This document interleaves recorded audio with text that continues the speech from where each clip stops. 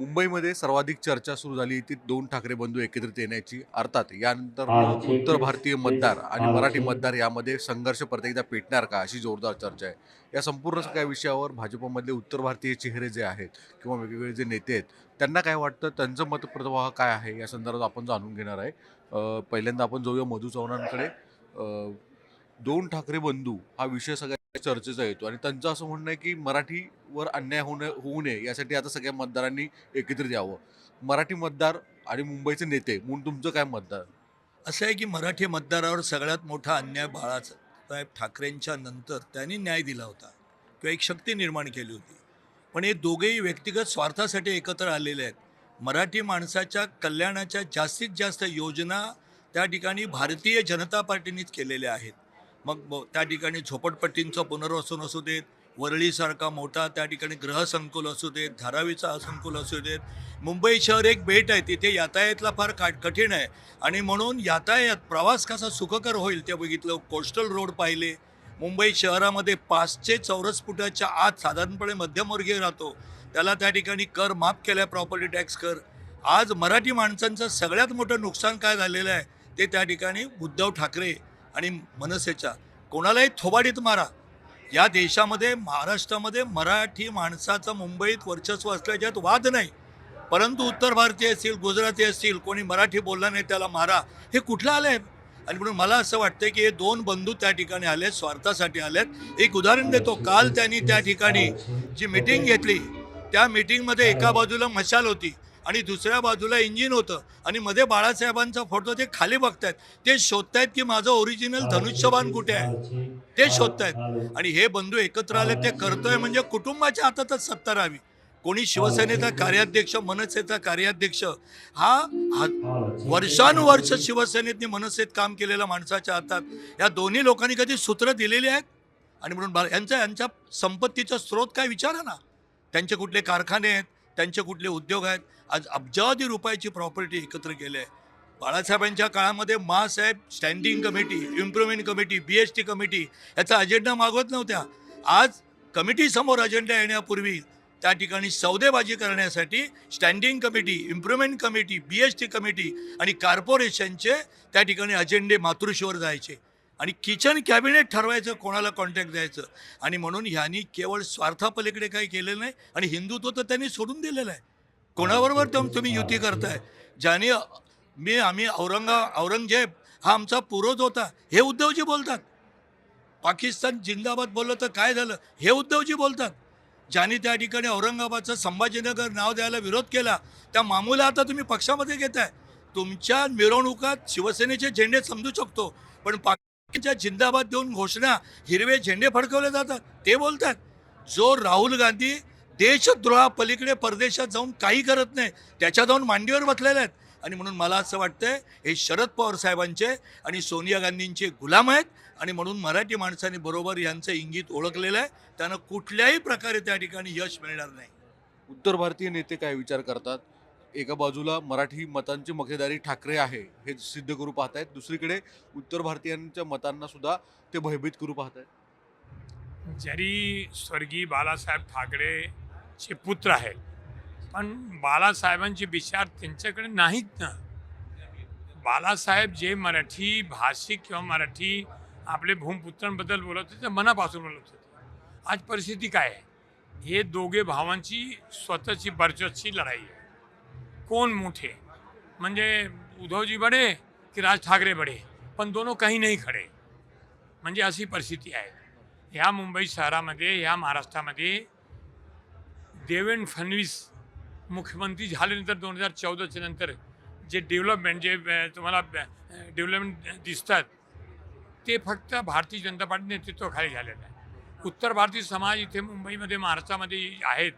आम्ही असताना इथे आम्ही कधी मराठी भाषिक किंवा मतलब मराठी याचा विरोध कधी केलाच नाही आहे आणि करणार नाही. उत्तर भारतीय लोकांच्या मनामध्ये आत्ता विचार काय येतो? ठाकरे ज्या पद्धतीने मराठी भाषेचा, आता त्यांचे नेते पण वेगवेगळ्या भूमिका घेत आहेत.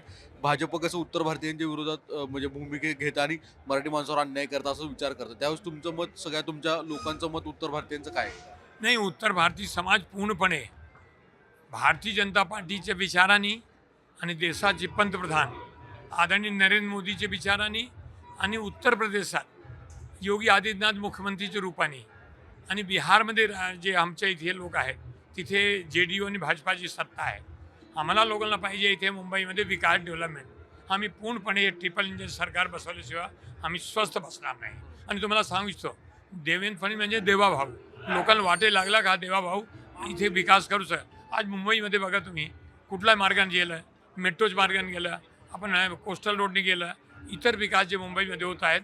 आणि मुंबईची उत्तर भारतीय समाज पूर्णपणे मतलब भारतीय जनता सोबत आहेत. आणि भारतीय जनता सोबत असताना आपले ते एकनाथ शिंदे सेनेच्या शिवसेनेचे नेते आणि उपमुख्यमंत्री तसंच अजित पवार आपले ते राष्ट्रवादीचे हे सगळे मिळून 29 महानगरपालिकामध्ये यावेळी मुंबईमध्ये तुम्हाला दिसतील की मुंबईचे महापौर भारतीय जनता पार्टीचे होईल आणि भारतीय जनता पार्टी नेतृत्वामध्ये सगळे ठिकाणी महायुतीचे महापौर बसतील. मुंबईतले मनसेचे वेगवेगळे नेते भूमिका मांडतायत की आता मराठी मतदार जर दिला नाही तर मराठी लोकांना फटके बसले अशा स्वरूपाची भाषा सुरू केली. तसा नाही आहे. आम्ही उत्तर भारतात आम्हाला तुम्ही मी म्हणतो योग्य आहेत. आम्ही मेरिटवर आहेत, समाज मेरिटवर आहेत, पक्षाची काम करत आहेत, त्यांना तुम्ही समावेश केलंच पाहिजे हा आमचा आग्रह आहे. पण कुठे ह्यावेळी मराठी आणि हिंदी ते डिव्हिजन होऊ शकत नाही. आणि पूर्णपणे तुम्हाला सांगतो की पूर्णपणे उत्तर भारतीय समाज आता आमच्यासोबत बसले संगमलाल गुप्ता माजी खासदार हे OBC समाजाचे राष्ट्राचे महासचिव आहेत, सरचिटणीस आहेत आणि महाराष्ट्र मुंबईचे इन्चार्ज आहे. हे इथे येऊन ठाम बसलेलं आहे. प्रतापगड जिल्ह्यातून अंधेरीमध्ये आयुष्य काढले, इथे आपल्या त्यांचे उद्योग सगळे इथे केले, पण उत्तर प्रदेशात जाऊन खासदार झाले. ऐसे लोग सड़े उत्तर आप क्या सोचते हैं जिस तरीके से अभी MNS और UBT ने शुरुआत किया है कि उत्तर भारतीयों को टारगेट करना? देखिए, मुंबई महानगर पालिका का चुनाव भारतीय जनता पार्टी NDA, चाहे बिहार का चुनाव, अभी जितने भी चुनाव हुए हैं सब जगह NDA और भारतीय जनता पार्टी की विजय हुई है. और उत्तर भारतीय समाज पूर्ण रूप से भारतीय जनता पार्टी के साथ है और भारतीय जनता पार्टी का महानगर पालिका में मेयर ही बनेगा. दोनों ठाकरे एक साथ आने से उत्तर भारतीय वोट या बिहार की वोट बीजेपी के लिए ज्यादा फायदेमंद होंगे. जिस तरीके से राज ठाकरे और उद्धव ठाकरे ने उत्तर भारतीय और बिहार के लोगों को अपमानित करने का काम किया है, तो उत्तर भारतीय और बिहारी लोग सारे के सारे इस चुनाव में भारतीय जनता पार्टी के साथ ही खड़े हैं. वेगवेगळी मतं जे आहेत ते येत आहेत. इथे काही प्रकाश मेहता सुद्धा नेते आहेत. परत एकदा मराठी वाद ठाकरे बंधूंनी सुरू केल्याचं दिसून येतं आणि विशेषतः जे अमराठी मतदार आहेत त्यांना टार्गेट करण्याचा सुरुवात केलेली आहे. वेगवेगळे म्हणजे धमक्या स्वरूपात आता विधानं सुरू केलेली आहे. मला असं वाटत नाही की मराठी नॉन मराठी हा वाद महानगरपालिकाच्या निवडणुकीत येणार. आता त्यांची रणनीती काही असो, आमची रणनीती सबका साथ सबका विकास या पद्धतीने आम्ही पुढे जातोय. एक चांगला रिस्पॉन्स आहे. यावेळेस मुंबईने काहीतरी ठरवलं आहे असं कुठेतरी दिसतंय. पण ठाकरे बंधूंचं एकत्रीकरण येणं हे मराठी मतांसाठी नेमकं भाजपाला तोटा येईल असं त्यांचा सूर आहे. खरं किती आहे?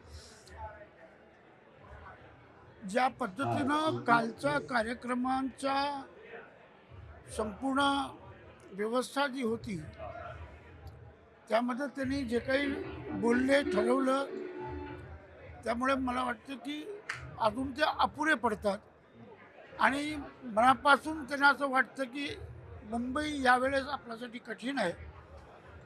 आणि त्याचबरोबर काल काँग्रेसची सुद्धा 30 विभागात त्याला उमेदवार मिळत नाही आहे आणि त्याचा आकडाचा विषय आला आहे. त्यामुळे काँग्रेसही आता त्याच्याबरोबर जॉईंट होईल. शरद पवार साहेबांनी अजून त्यांची भूमिका डिक्लेअर केलेली नाही आहे. त्यामुळे हे चारही समीकरण जरी केलं तरी आता महाराष्ट्रामध्ये जे काही निकाल लागलेत सगळे मुंबईची बाहेर सगळं नगरपालिका बाकीच्या सगळ्या निवडणुका त्या निवडणुकामध्ये ज्या पद्धतीने लोकांनी भारतीय जनता पक्षाला आपली प्रथम पसंतगी दिली त्याचाच परिणाम मुंबई हा आहे. वेगवेगळी मतांतर आहेत. सुनील कर्जतकर देखील आहेत. ठाकरे बंधूंनी परत एकदा मराठी अमराठी वाद सुरू केलेला परत एकदा दिसून येतो, त्याचा परिणाम काय होईल नेमका? याचा काही फार परिणाम होईल असं नाही. मुंबईची जनता सुज्ञ आहे. गेल्या अनेक वर्षामध्ये मुंबईतली जी डेव्हलपमेंट झाली, इन्फ्रास्ट्रक्चरपासून हाऊसिंगपासून ते लॉ अँड ऑर्डर, मुंबईतला सामान्यातला सामान्य माणूस हा लोकल मेट्रो याचा प्रवासी आहे, झोपडपट्टीत राहणार आहे, त्याचे लाभ मिळालेले आहेत. त्यामुळे असा कुठल्याही वादाचा मुंबईच्या निवडणुकीवर परिणाम होणार नाही. उलट हे जितकं दाखवण्याचा प्रयत्न करतील ते हे बुमरँग म्हणून त्यांच्यावर उलटेल असं मला वाटतं. धन्यवाद. मुंबईचे वेगवेगळ्या लोकांच्या प्रतिक्रिया आपण ऐकलेल्या आहेत. गुजराती, उत्तर भारतीय, मराठी असे जे भाजपाचे वेगवेगळे नेते आहेत त्यांच्याशी संवाद साधला आहे आणि त्यांचा सगळ्यांचा दावा आहे की मुळात मराठी हा मुद्दा फक्त निवडणुकीपुरता ठाकरे आणतात, त्याचा परिणाम फारसा होणार नाही आहे. व्हिडिओ जर्नलिस्ट संदेश बैकरसह सागर मुकानी, NDTV मराठी, मुंबई.